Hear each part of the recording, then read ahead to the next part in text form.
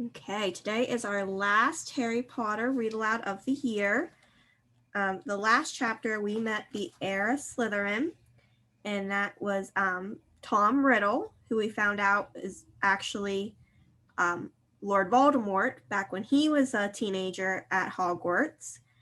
And he is the heir of Slytherin, and he wanted to cause mayhem and see the boy that defeated him several years into the future.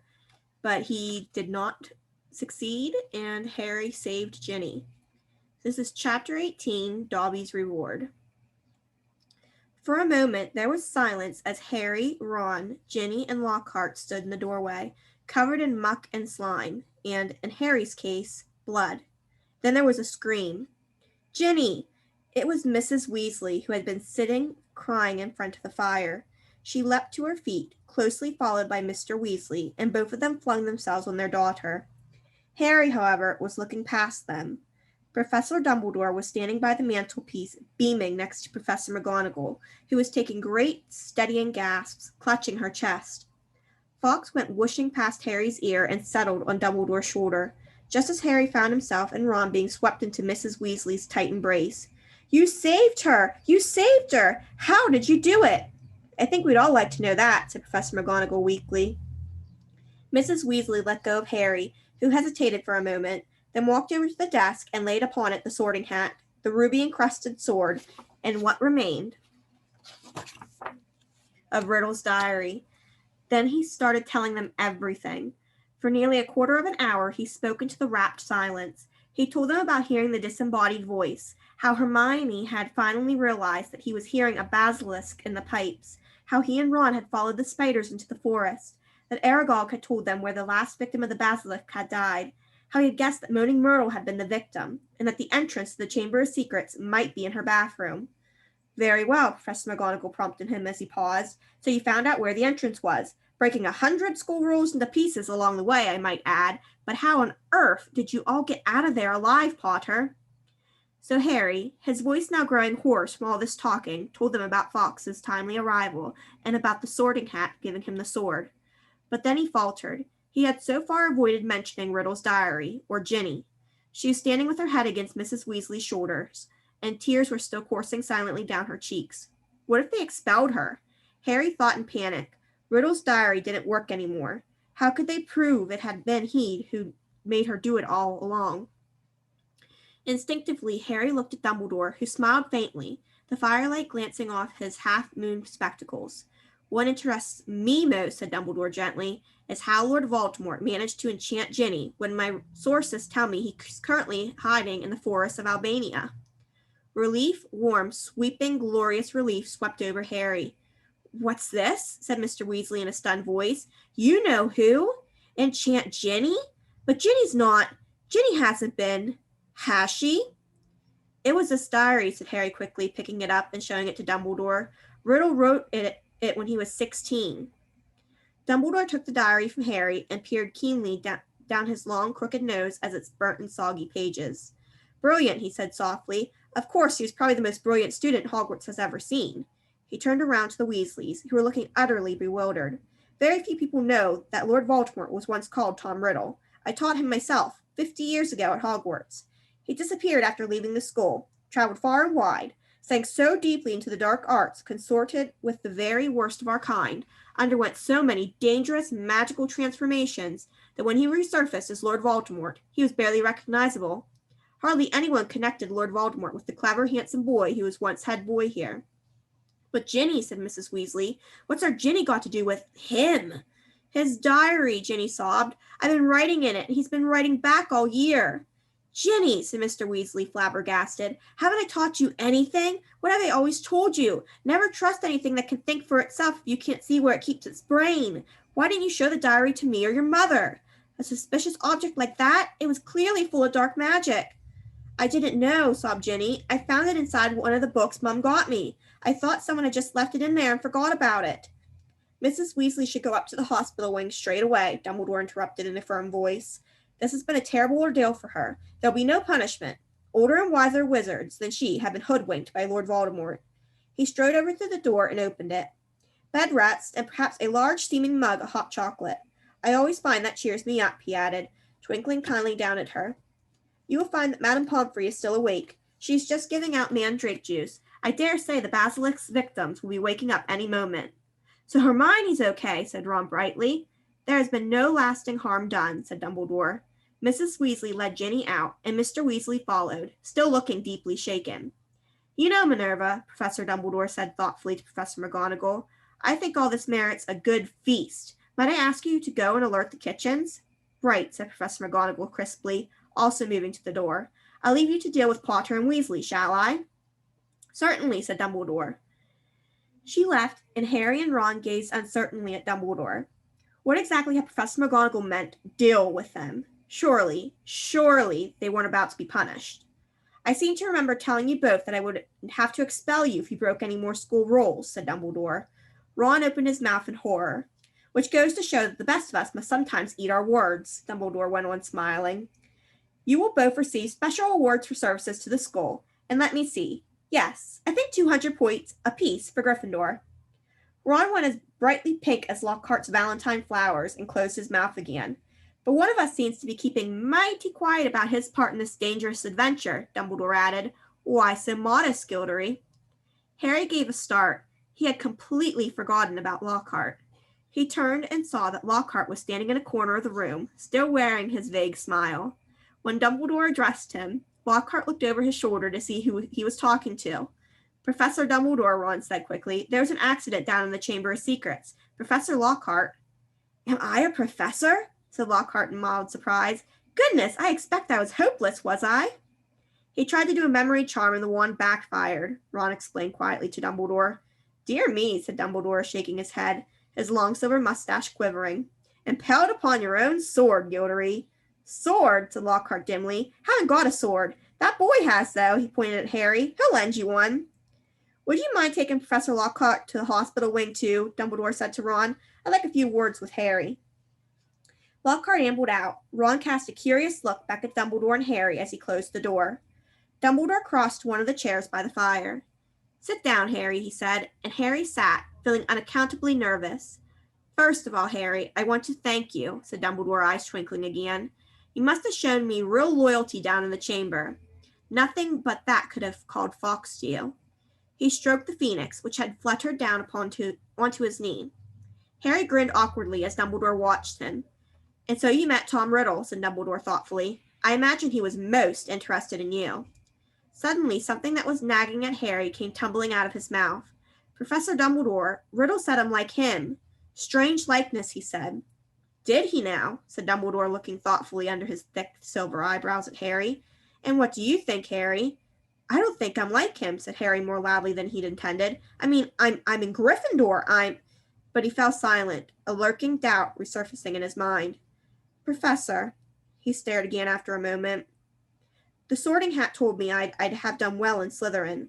Everyone thought I was Slytherin's heir for a while, because I can speak Parseltongue. You can speak Parseltongue, Harry, said Dumbledore calmly, because Lord Voldemort, who's the last remaining descendant of Salazar Slytherin, can speak Parseltongue.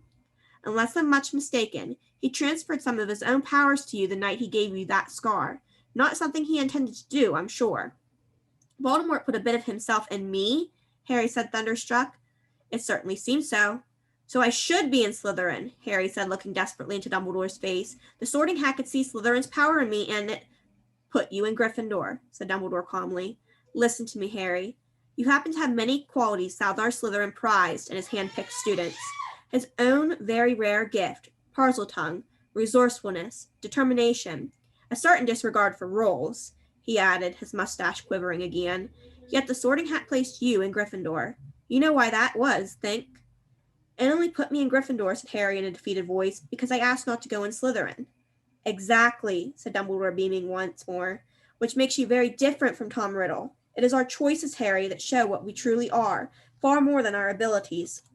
Harry sat motionless in his chair, stunned. If you want proof, Harry, that you belong in Gryffindor, I suggest you look more closely at this.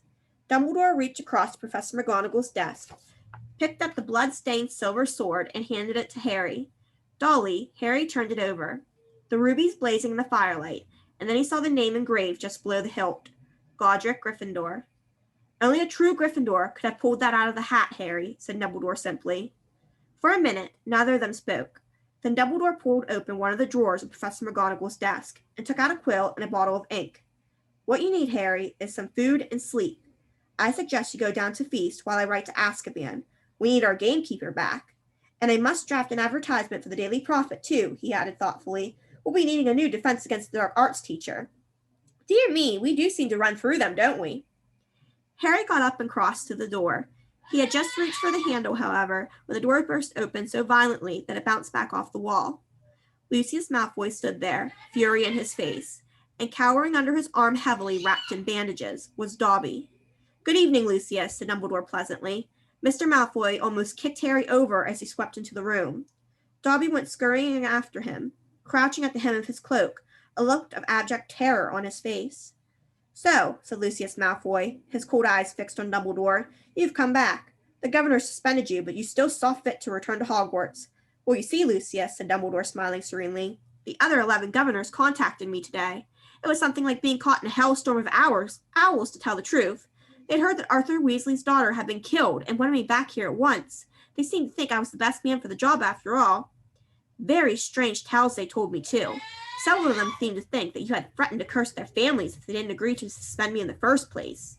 Mr. Malfoy went paler than usual, but his eyes were still slits of fury. So, have you stopped the attacks yet? He sneered. Have you caught the culprit? We have, said Dumbledore with a smile. Well, said Mr. Malfoy sharply, who is it? The same person as last time, Lucius, said Dumbledore, but this time Lord Voldemort was acting through somebody else, by means of this diary. He held up the small black book with the large hole through the center, watching Mr. Malfoy closely. Harry, however, was watching Dobby.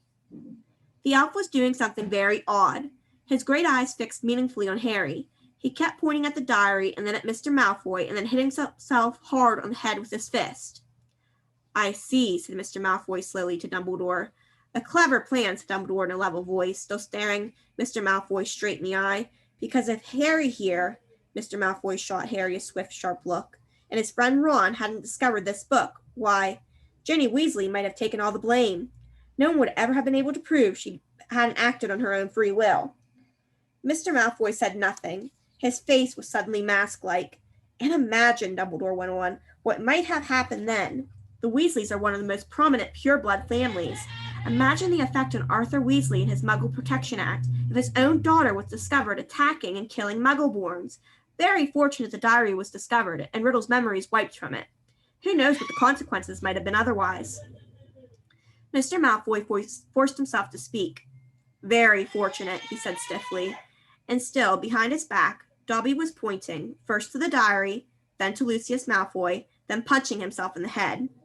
And Harry suddenly understood. He nodded at Dobby, and Dobby backed into a corner, now twisting his ears in punishment. Don't you want to know how Ginny got hold of that diary, Mr. Malfoy? Said Harry. Lucius Malfoy rounded on him.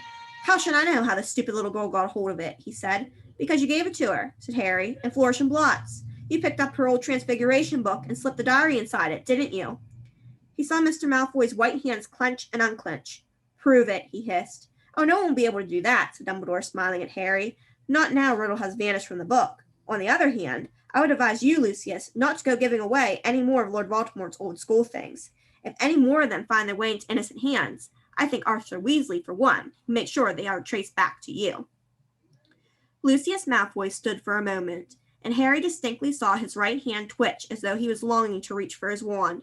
Instead, he turned to his house elf. We're going, Dobby. He wrenched open the door, and as the elf came hurrying up to him, he kicked him right through it. They could hear Dobby squealing with pain all the way along the corridor. Harry stood for a moment, thinking hard. Then it came to him. Professor Dumbledore, he said hurriedly, can I get that diary back to Mr. Malfoy, please? Certainly, Harry, said Dumbledore calmly. But hurry, the feast, remember? Harry grabbed the diary and dashed out of the office. He could hear Dobby's squeals of pain receding around the corner. Quickly, wondering if this plan could possibly work, Harry took off one of his shoes, pulled off his slimy, filthy sock, and stuffed the diary into it. Then he ran down the dark corridor. He caught up with them at the top of the stairs. Mr. Malfoy, he gasped, getting to a halt, I've got something for you. And he forced the smelly sock into Lucius Malfoy's hand. What the? Mr. Malfoy ripped the sock off the diary, threw it aside, then looked furiously from the ruined book to Harry. You'll meet the same sticky end as your parents one of these days, Harry, he said softly. They were meddlesome fools, too. He turned to go. Come, Dobby. I said come. But Dobby didn't move. He was holding up Harry's disgusting, slimy sock and looking at it as if it were a priceless treasure. Master has given Dobby a sock, said the elf in wonderment. Master gave it to Dobby. What's that? Spat Mr. Malfoy. What did you say? Dobby has got a sock, said Dobby in disbelief. Master threw it, and Dobby caught it, and Dobby is free. Lucius Malfoy stood frozen, staring at the elf. Then he lunged at Harry. You've lost me, my servant boy. But Dobby shouted, You shall not harm Harry Potter. There was a loud bang, and Mr. Malfoy was thrown backwards. He crashed down the stairs, 3 at a time, landing in a crumbled heap on the landing below. He got up, his face livid, and pulled out his wand, but Dobby raised a long, threatening finger. You shall go now, he said fiercely, pointing down at Mr. Malfoy. You shall not touch Harry Potter. You shall go now. Lucius Malfoy had no choice. With a last incensed stare at the pair of them, he swung his cloak around him and hurried out of sight. Harry Potter freed Dobby, said the elf shrilly, gazing up at Harry, moonlight from the nearest window reflecting in his orb-like eyes. Harry Potter set Dobby free. Least I could do, Dobby, said Harry, grinning. Just promise never to try and save my life again. The elf's ugly brown face split suddenly into a wide, toothy smile. I've just got one question, Dobby, said Harry, as Dobby pulled on Harry's sock with shaking hands. You told me all this had nothing to do with he who must not be named, remember? Well, it was a clue, sir, said Dobby, his eyes widening as though this was obvious. Dobby was giving you a clue. The Dark Lord changed his name. Could be freely named, you see. Right, said Harry weakly. Well, I'd better go. There's a feast, and my friend Hermione should be awake by now. Dobby threw his arms around Harry's middle and hugged him. Harry Potter is greater by far than Dobby knew, he sobbed. Farewell, Harry Potter. With a final loud crack, Dobby disappeared. Harry had been to several Hogwarts feasts, but never one quite like this. Everybody was in their pajamas, and the celebrations lasted all night. Harry didn't know whether the best bit was Hermione running towards him screaming, You solved it! You solved it! Or Justin hurrying over from the Hufflepuff table to wring his hand and apologize endlessly for suspecting him. Or Hagrid turning up at 3:30, cuffing Harry and Ron so hard on the shoulders that they were knocked into their plates of trifle. Or his and Ron's 400 points securing Gryffindor the House Cup for the 2nd year running. Or Professor McGonagall standing up to tell them all that the exams had been canceled as a school treat. Oh no, said Hermione. Or Dumbledore announcing that, unfortunately, Professor Lockhart would be unable to return next year, owing to the fact that he needed to go away and get his memory back. Quite a few of the teachers joined in the cheering that greeted this news. Shame, said Ron, helping himself to a jam donut. He was starting to grow on me. The rest of the summer term passed in a haze of blazing sunshine. Hogwarts was back to normal with only a few small differences. Defense Against the Dark Arts classes were canceled, but we've had plenty of practice at that anyway, Ron told a disgruntled Hermione, and Lucius Malfoy had been sacked as a school governor. Draco was no longer strutting around the school as though he owned the place. On the contrary, he looked resentful and sulky. On the other hand, Ginny Weasley was perfectly happy again. Too soon it was time for the journey home on the Hogwarts Express. Harry, Ron, Hermione, Fred, George, and Ginny got a compartment to themselves. They made the most of the last few hours in which they were allowed to do magic before the holidays. They played Exploding Snap, set off the very last of Fred and George's filibuster fireworks, and practiced disarming each other by magic. Harry was getting very good at it. They were almost at King's Cross when Harry remembered something. Ginny, what did you see Percy doing that he didn't want to tell anyone? Oh, that, said Ginny, giggling. Well, Percy's got a girlfriend. Fred dropped a stack of books on George's head. What? It's that Ravenclaw girl, prefect, Penelope Clearwater, said Ginny. That's who he was writing to all last summer. He's been meeting her all over the school in secret. I walked in on them kissing in an empty classroom one day. He was so upset when she was, attacked. You won't tease him, will you? She added anxiously. Wouldn't dream of it, said Fred, who was looking as if his birthday had come early. Definitely not, said George, snickering. The Hogwarts Express slowed and finally stopped. Harry pulled out his quill and a bit of parchment and turned to Ron and Hermione. This is called a telephone number, he told Ron, scribbling it twice, tearing the parchment in two, and handing it to them. I told your dad how to use a telephone last summer. He'll know. Call me at the Dursleys, okay? I can't stand another 2 months, only Dudley to talk to. Your aunt and uncle will be proud, though, won't they? Said Hermione as they got off the train and joined the crowd thronging towards the enchanted barrier. When they hear what you did this year? Proud, said Harry. Are you mad? All those times I could have died and I didn't manage it? They'll be furious. And together they walked back through the gateway to the Muggle world.